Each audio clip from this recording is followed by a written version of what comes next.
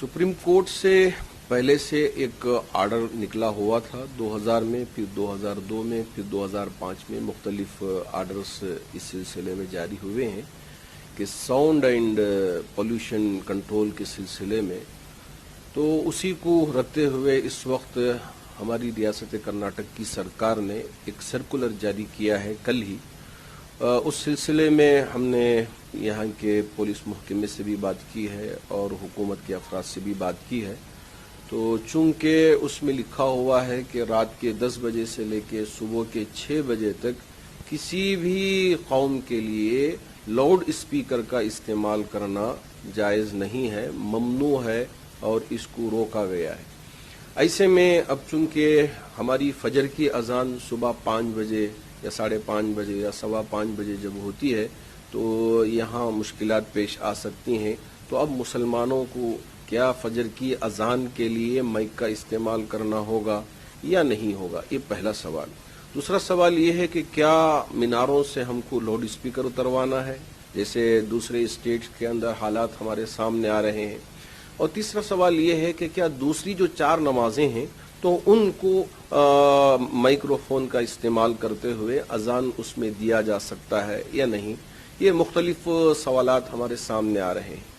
इस सिलसिले में मैं पहली वजाहत ये कर देना चाहूँगा कि अभी जो सर्कुलर आया है वो सुबह के यानी शाम के 10 बजे से सुबह के 6 बजे तक के लिए है। उसमें फजर की अजान इस सिलसिले में हमारी रियासत के जो खद आवर तंजीमें हैं और हमारे हजरात उलमा इकराम हैं और ऐसे ही हमारे सियासी कायदीन हैं, इनके दरमियान में हजरत अमीर शरीयत दामत बरकातुहुम और हम सब मिल के बाहमी मशवरा कर रहे हैं।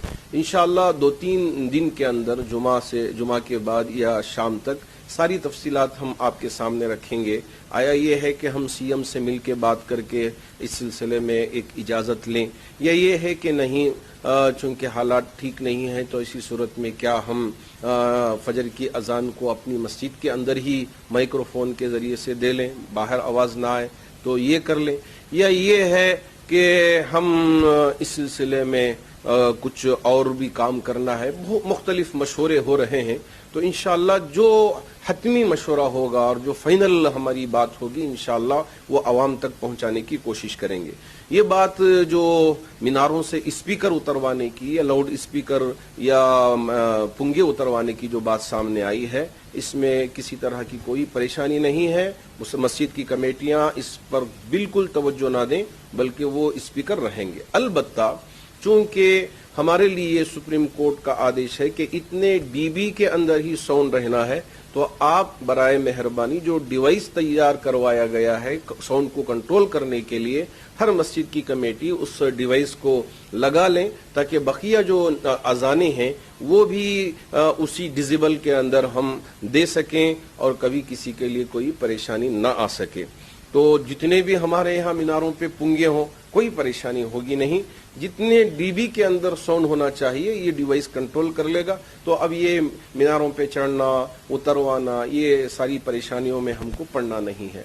इंशाअल्लाह हजरत उलमा इकराम और हजरत अमीर शरीयत दामत बरकातुहुम हमारी रियासत के सियासी लीडरान सब मिल के इस पर बाहमी मशवरे कर रहे हैं, तबादले ख्याल कर रहे हैं और हुकूमत के अफराद से भी बात कर रहे हैं। तो एक हतमी फैसला होने के बाद इंशाअल्लाह हजरत अमीर शरीयत दामत बरकातुहुम सबके सामने ऐलान फरमाएंगे। जब तक मसाजिद की कमेटियों से हमारी गुजारिश है कि आप इत्मीनान से रहें, कहीं कोई परेशान होने की ज़रूरत नहीं कि अभी से भाग-दौड़ लगाएं कि कहाँ जाएं, हम कैसे परमिशन लें और क्या चीज़ें उसमें दाखिल करना है।